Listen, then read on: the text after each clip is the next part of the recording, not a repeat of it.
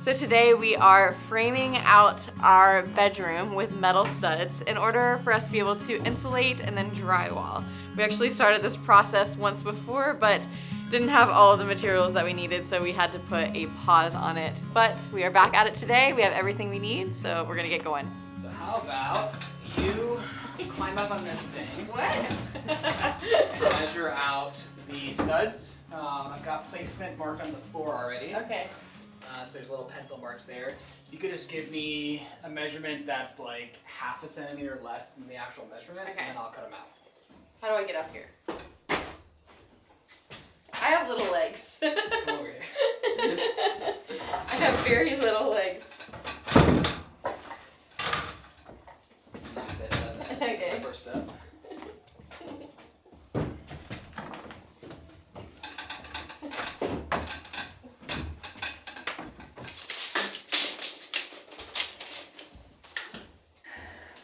Okay, 265.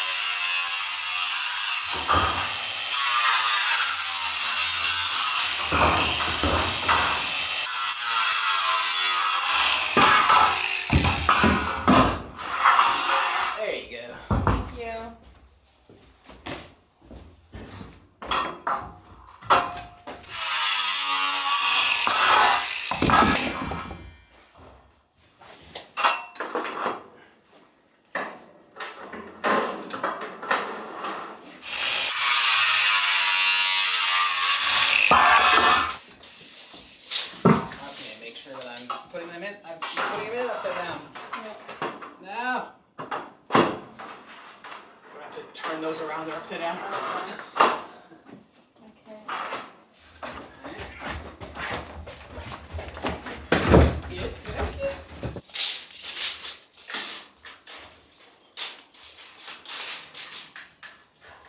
Okay, 266.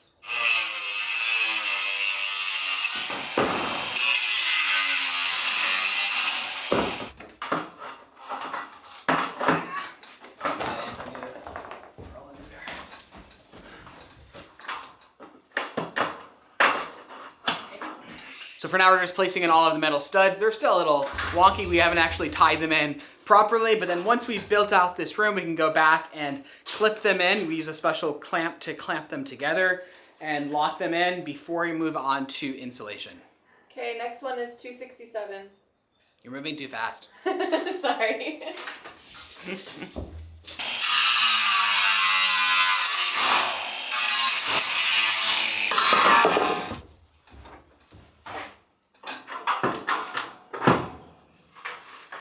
$268.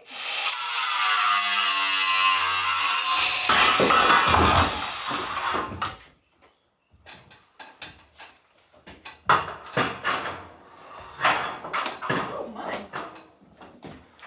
Hold on. Baby. There we go. It's a wall. It's a wall. You did it.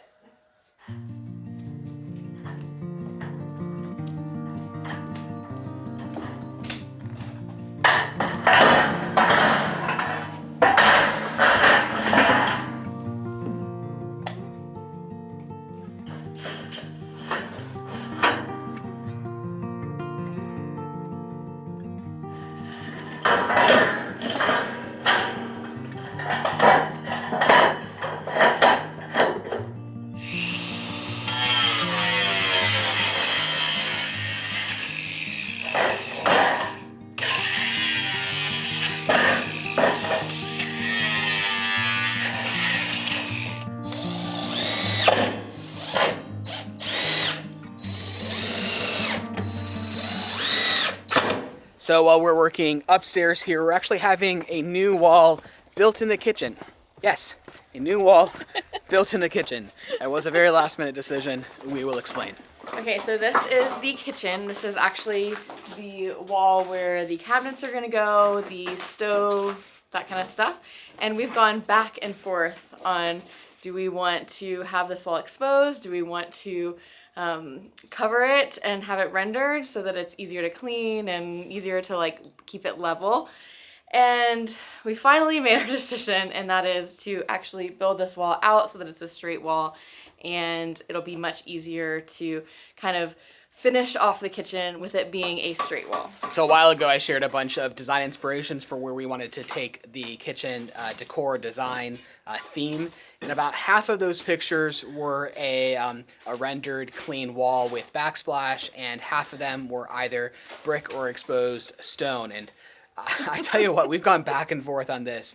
I really wanted exposed stone for the back of the kitchen, but then it's really difficult to clean. It's also impossible to line up and get your cabinets straight, and there were some moisture concerns of possibly having the exposed wall touching the wood cabinets and what that would do to the cabinet. So I think we made the right decision. We went for the practical rather than the aesthetic here. However, aesthetically, I think it will look nice really good with the backsplash that we will add to it.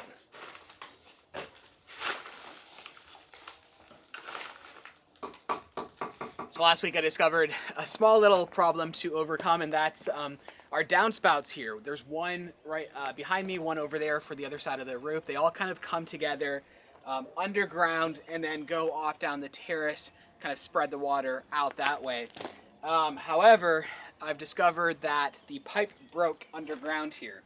You can kind of see the ground is being washed away beneath me, and that's because the pipe broke right beneath where I'm standing. And we have to now dig things out and get it fixed. And then in the process of kind of experimenting of pouring water down the downspouts and figuring out, there's also another break up there, about halfway between the two ends of the house. So we also have to dig there, which is the real problem. I'm trying to decide if we should just dig small areas by hand, but I really think that it's best to, while we bring in an excavator, because we will have to bring back an excavator fairly soon actually, to go ahead and dig this entire area out, including this beautiful stone terrace, because our long-term plan was to actually raise this terrace up just a little bit, and I'll explain why in a second.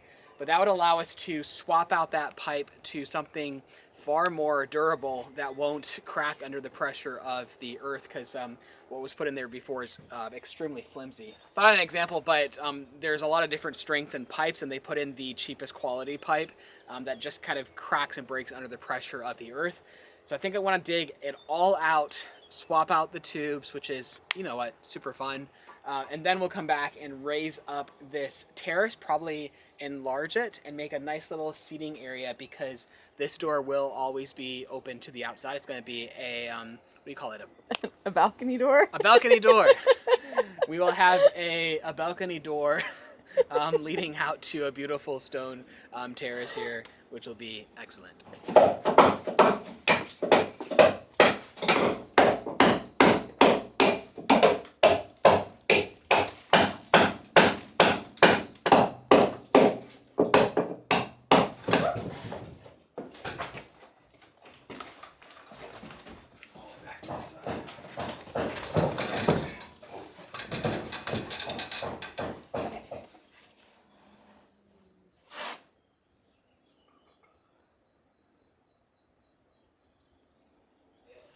So hold this up in that corner.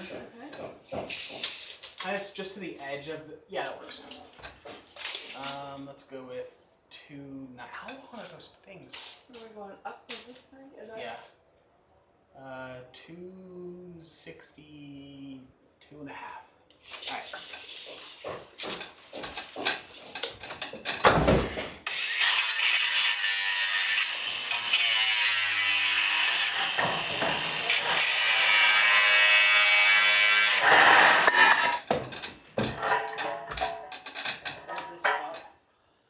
The outside edge.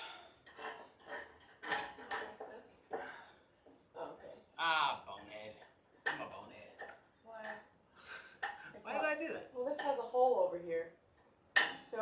didn't know that it was like No, I was that's probably fine. not holding it where I was supposed to. Stop taking the blame for my mistake. I'm sure it's my fault. No, it's my fault.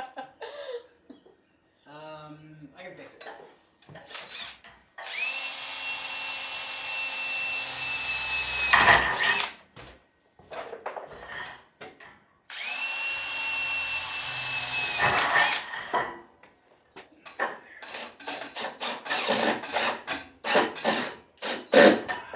Okay, slide it out and up just ever so slightly. Where's that line? Oh, there it is. I didn't see it over there. Like that? I think so. And you know what? It's good enough if it's more. I feel very offended every time you say that. Because it's always for me.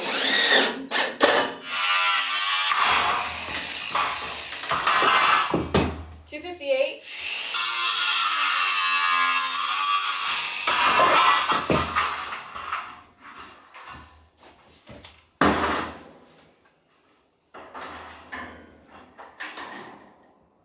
$258.5.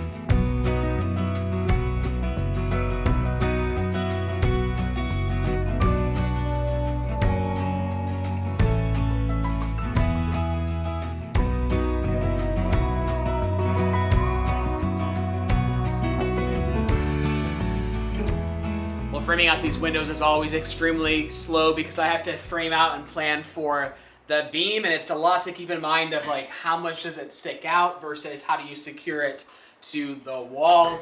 But I'm happy to be done with this one, and there's just 2 more windows to frame out. So most of the rest of this work will go quickly. Well, aside for the gable ends of the house, the framing of those walls will take some time, but we can do that tomorrow. So I think one of the simplest things that Heather and I have done that has made one of the biggest impacts on our quality of life is our daily routine of drinking AG1. We've been drinking AG1 regularly for over a year and a half now, and the increased energy and mood support it gives us completely makes the investment worth it. Now, if somehow you've never heard of AG1, AG1 is a daily foundational nutritional supplement packed with 75 high-quality vitamins and minerals sourced from whole food ingredients and supports your cardiovascular health, brain support, cellular health, and helps support your immune system. It's kind of incredible to feel the difference in your body when your body is finally getting the nutrients that it needs.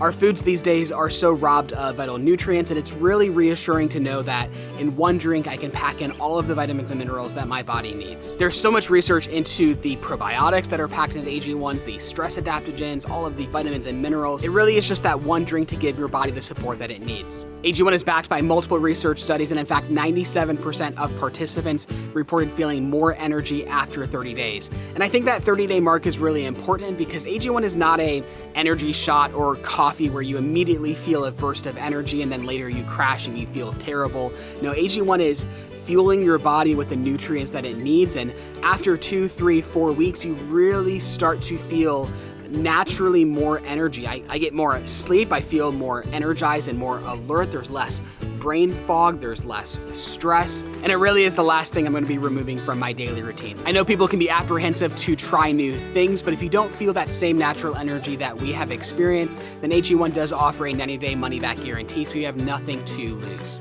So if you want to try out AG1 for yourself, then check out the link in the description below or scan this QR code. By using our link, you'll get 5 free travel packs and a year's supply of vitamin D3 and K2 with your first purchase. And thank you so much to AG1 for sponsoring today's video. All right, it's a new day, a new very rainy day. We seem to be getting a lot of those this year, but today we're building up the structural form for this external wall here, which is going to prove to be a little bit challenging and possibly a little bit slow. So really quickly, I wanted to give you a water intrusion update as we've just installed, what would you call this? A giant concrete gutter system behind the house. Basically kind of extended the roof of the terrace in concrete back behind the house to make sure no water is intruding. And we just got a monster storm, I would say about 6 to 8 inches of rain over the course of 6 or 7 hours. Normally that amount of rain would have flooded the interior of the house. And let me show you what has happened after we've done this work. Just as a reminder, we've come in and kind of concreted all of this. We dug underneath here, brought out a lot of dirt, added a French drain, and now all of the water that runs down this dry stacked wall here, as well as rains over top of the roof, because you can see sky a little bit, it all kind of collects and runs down into a pipe that runs underground and out away from the house. And now let me show you inside to show you how well this thing is working. So in this room here, you can actually see the water stain that was from before, and before this entire floor here would just flood with water. But right now it's completely dry. This is just a water stand. There's no actual water coming in. I've added a little hole in the ground just in case any water does come in, which will be covered up in plastic and insulation, so you won't ever see that. But right now, nothing is coming in, which is true of both sides. You can see that old water stain. I've added these little catch basins on every corner just in case. But right now it seems they are not needed as there is no water coming in, which I cannot tell you how big of a relief that is for us, working so hard so long, not knowing if we'd be able to properly stop the water, but it seems like we have. We've put in a lot of man hours stopping this problem. There's actually a ton of different layers that fight it. You saw us putting in the internal French drain to capture any water. That's functioning extremely well. I've put in these extra secondary drains. We put plastic behind the house. We put a French drain, concrete, and we will put in one more layer of security just to be safe, which is another French drain just behind the house, which will reduce the amount of hydrostatic pressure building up behind the house.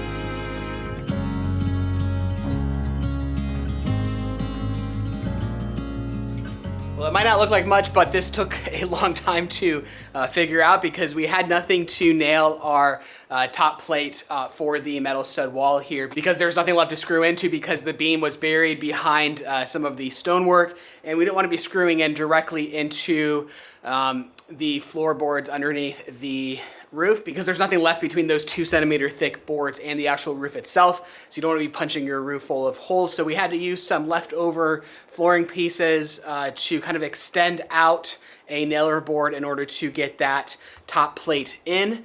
But now that it's in, we can move on to framing up the vertical metal studs to finish up framing out the end of this wall.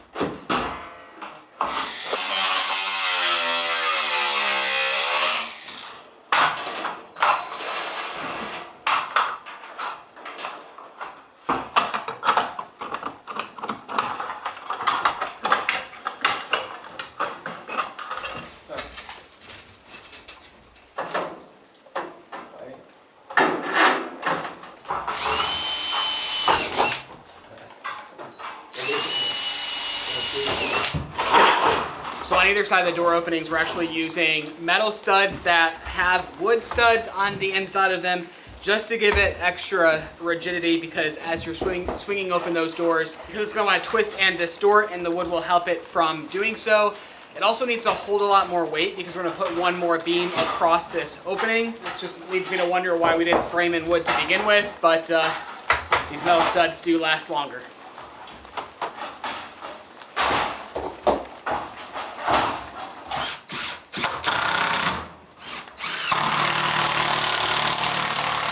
Well, that's as far as we can get on this room because we actually need to order the beam. I haven't ordered the beam yet because I needed to know how far away from the wall we needed to build this new metal stud wall, and then I could order the beam to the exact thickness. But unfortunately, we can only build up halfway before I'm capable of measuring, and then we can't continue building until that beam is ready. So we're gonna switch to the other room now and time-lapse our way through that project there.